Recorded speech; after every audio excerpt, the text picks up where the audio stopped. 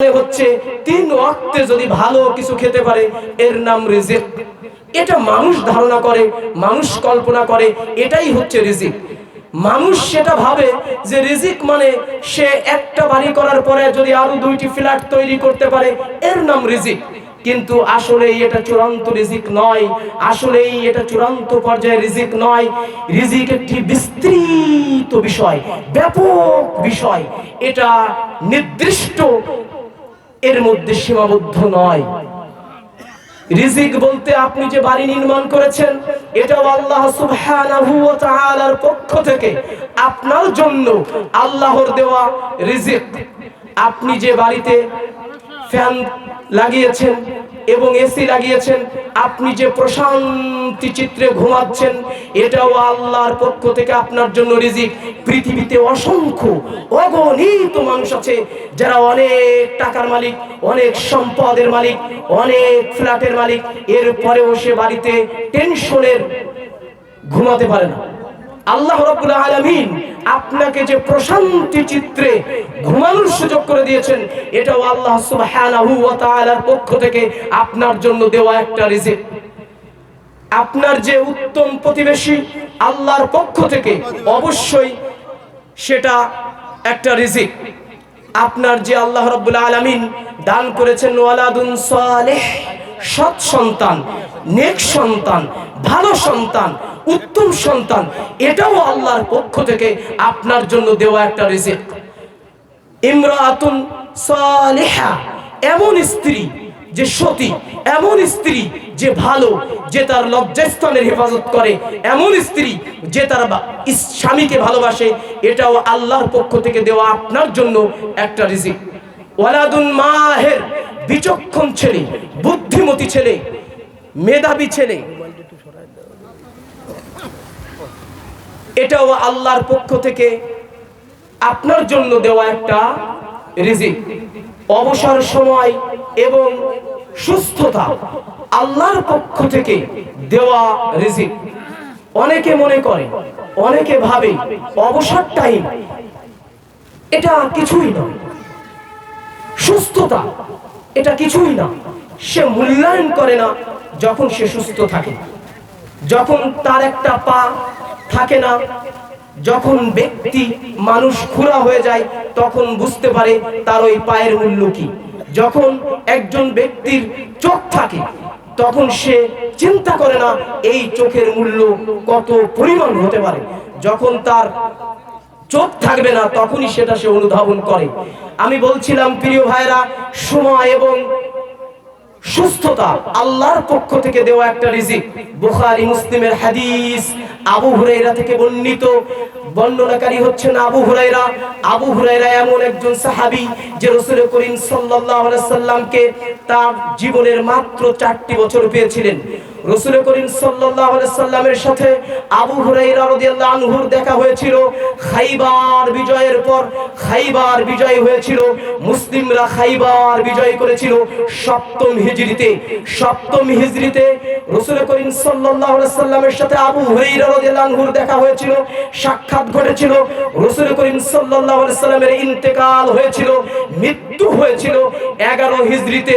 রাসূল করিম সাল্লাল্লাহু আলাইহি সাল্লামের সাথে আবু হুরায়রার সাক্ষাৎ মাত্র 4টি বছরের। এ সত্ত্বেও, এত অল্প সময় হওয়া সত্ত্বেও আবু হুরায়রা সব থেকে রাসূল করিম সাল্লাল্লাহু আলাইহি সাল্লাম থেকে বেশি হাদিস বর্ণনা করেছেন। আবু হুরায়রা রাসূল করিম সাল্লাল্লাহু আলাইহি সাল্লাম থেকে 5374টি হাদিস বর্ণনা করেছেন। এত পরিমাণে হাদিস কোন সাহাবী বর্ণনা করেনি, এত অধিক পরিমাণে হাদিস কোন সাহাবী বর্ণনা করেনি। অথচ রাসূল করিম সাল্লাল্লাহু আলাইহি সাল্লামকে মাত্র 4 বছর পেয়েছে। এটাই ছিল তার রাসূল করিম সাল্লাল্লাহু আলাইহি সাল্লামের প্রতি ভালোবাসা, মহব্বত, ইলমের প্রতি গুরুত্ব। তিনি এমন একজন সাহাবী ছিলেন, তিনি আহলে সুফফা সাহাবীদের অন্তর্ভুক্ত ছিলেন। আহলে সুফফা ওই শ্রেণী সাহাবীদেরকে বলা হয় যারা মসজিদে নববীতে পড়ে থাকতো, মসজিদে নববীতে বসে থাকতো, রাসূল করিম সাল্লাল্লাহু আলাইহি সাল্লামের কাছ থেকে বিদ্যা অর্জন করত, ইলম অর্জন করত। আর যদি তাদের কাছে খাবার আসতো, মানুষ যদি হাদিয়া পাঠাতো, মানুষ যদি খাবার পাঠাতো, সেটা তারা খেত। যতক্ষণ পর্যন্ত মানুষ খাবার পাঠাতো না ততক্ষণ পর্যন্ত তারা খেতে পারতো না। আবু হুরায়রা আহলে সুফফা সাহাবীদের অন্তর্ভুক্ত একজন সাহাবী ছিলেন। আবু হুরায়রা তিনি বলছেন আল্লাহ রাসূল বলেছেন নি'মাতানে, দুটি নিয়ামত, দুটি রিজিক, মাগবুনুন উদাসীন, কাসীরুন অধিকাংশ, মিনান নাস মানুষ, দুটি রিজিকের ব্যাপারে পৃথিবীর অধিকাংশ মানুষ তারা উদাসীন, তারা এটার প্রতি গুরুত্ব দেয় না। আল্লাহ রাসূল বলছেন এক as-sihha, সুস্থতা। আল্লাহ রাসূল সাল্লাল্লাহু আলাইহি ওয়াসাল্লাম বলছেন এক as-sihhatu, মানুষ সুস্থতাকে মূল্যায়ন করে না। যখন সে অসুস্থ হয় তখন সে বুঝতে পারে সুস্থতা তার জন্য কত পরিমাণে রিজিক ছিল, নিয়ামত ছিল আল্লাহর দেওয়া, সে কল্পনাও করতে পারে না। দুই আল ফারাক, আল্লাহ রাসূল সাল্লাল্লাহু আলাইহি ওয়াসাল্লাম বলছেন অধিকাংশ মানুষ দুটি রিজিকের ব্যাপারে উদাসীন। এর একটি হচ্ছে সুস্থতা, দ্বিতীয়টি হচ্ছে অবসর টাইম, অবসর সময়।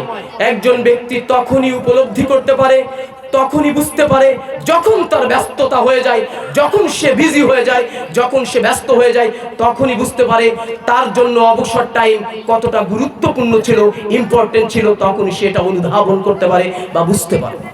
আমি বলছিলাম আজকের সমাজ, আধুনিক বিশ্ব মনে করছে, ভাবছে রিজিক মানে পেট পুরে খাওয়া, রিজিক মানে একটা বাড়ির পরিবর্তে 3টি ফ্ল্যাট তৈরি করাই মনে করছে রিজিক। কিন্তু রিজিক একটি বিস্তৃত বিষয়, ব্যাপক বিষয়। এটা হচ্ছে রিজিক। আল্লাহ রাব্বুল আলামিন আপনাকে হয়তোবা সম্পদ দান করেনি, আল্লাহ রাব্বুল আলামিন হয়তোবা আপনাকে 5টা ফ্ল্যাটের মালিক করেনি, কিন্তু আল্লাহ রাব্বুল আলামিন আপনাকে এমন একটি সন্তান দান করেছেন, সে কামলা দিয়ে খায় তবুও পিতামাতার প্রতি গুরুত্ব দেয়, সে মুয়াজ্জিনি করে খায় তবুও সে পিতামাতাকে ইজ্জত করে, সে ইমামতি করে খায় তবুও সে পিতামাতাকে ভালোবাসে, পিতামাতাকে খেদমত করে। এটাই আল্লাহর পক্ষ থেকে আপনার জন্য দেওয়া বিশাল বড় একটা নিয়ামত। আপনার একটি সন্তান বিশাল অট্টালিকার মালিক হয়েছে, বিশাল সম্পদের মালিক হয়েছে, অথচ আপনার খাটিয়া ধরার সময় আপনার জন্য সে পাশে ছিল না, তাহলে সেই সন্তান আপনার জন্য কোনো দিন রিজিক বলে বিবেচিত হবে না। আল্লাহ রাব্বুল আলামিন আমাদেরকে প্রকৃত রিজিক কি জিনিস এটা বুঝার তৌফিক দান করেন। অনেক মুসলমান রয়েছেন যারা হয়তোবা কষ্ট পান, আমার সন্তান হয়তোবা চাকরি করে না, আমার সন্তান হয়তোবা সরকারি চাকরি পায়নি, আমার সন্তান ইমামতি করে খায়, 5,000 টাকা বেতন পায়। আপনার মনে কষ্ট, আপনার মনে কষ্টই দূর হচ্ছে না। আপনাকে অবশ্যই বুঝতে হবে ওই সন্তানই আল্লাহর পক্ষ থেকে দেওয়া আপনার জন্য চূড়ান্ত পর্যায়ের রিজিক। প্রিয় দিনী ভাইয়েরা, আমি আপনাদেরকে বুঝাতে চাচ্ছিলাম যে রিজিক বৃদ্ধি হওয়ার অনেকগুলি কারণ রয়েছে, উপায় রয়েছে, উপকরণ রয়েছে। যদি কোনো ব্যক্তি, যদি কোনো মানুষ সেই উপকরণ গ্রহণ করে তাহলে ওই ব্যক্তির রিজিক বৃদ্ধি হতে পারে। আল্লাহ রাব্বুল আলামিন এর প্রথম উপকরণ, প্রথম উপায় বলেছেন আত্তাকওয়াল্লাহ, আল্লাহকে ভয় করা, আল্লাহর প্রতি ভীতি রাখা, প্রকাশ্যে এবং গোপনে যেখানেই আপনি থাকেন না কেন আল্লাহকে চূড়ান্ত পর্যায়ের ভয় করতে হবে, তাহলেই আল্লাহ রাব্বুল আলামিন আপনার রিজিককে বৃদ্ধি করে দিবেন। এটা আল্লাহ রাব্বুল আলামিনের প্রতিশ্রুতি, এটা আব্দুল্লাহ এবং আব্দুর রহিমের কোনো প্রতিশ্রুতি নয়। আল্লাহ রাব্বুল আলামিনের একটি সিফাত, আল্লাহ রাব্বুল আলামিনের একটি চূড়ান্ত পর্যায়ের গুণ হচ্ছেন সূরা আল ইমরানের 9 নং আয়াতে আল্লাহ রাব্বুল আলামিন বলছেন ইন্নাল্লাহ, নিশ্চয়ই আল্লাহ, ইন্নাল্লাহ, অবশ্যই আল্লাহ, লা ইখলিফুল মিয়াদ, প্রতিশ্রুতি ভঙ্গ করেন না, তিনি ওয়াদা ভঙ্গ করেন না। তিনি আব্দুল্লাহ এবং আব্দুর রহিম না, যে সকালে একটা বলছে বিকেলে আর একটা বলবে, তিনি এরকম না। তার একটি সিফাত, তার একটি গুণ হচ্ছে তিনার ওয়াদা কোশ্চিন কালেও এটা খিলাফ হবে না, এটা ভঙ্গ হবে না।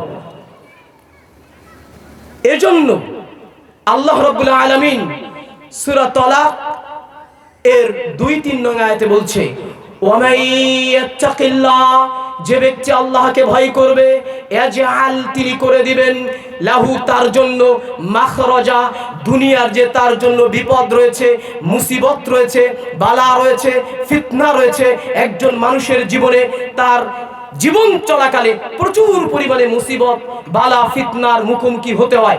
আল্লাহ রাব্বুল আলামিনের ওয়াদা, আল্লাহ রাব্বুল আলামিনের প্রতিশ্রুতি, যদি কোনো ব্যক্তি প্রকাশ্যে এবং গোপনে চূড়ান্ত পর্যায়ে আল্লাহকে ভয় করে, অবশ্যই অবশ্যই আল্লাহ রাব্বুল আলামিন তার জন্য ছিদ্র বাহির করে দেবেন।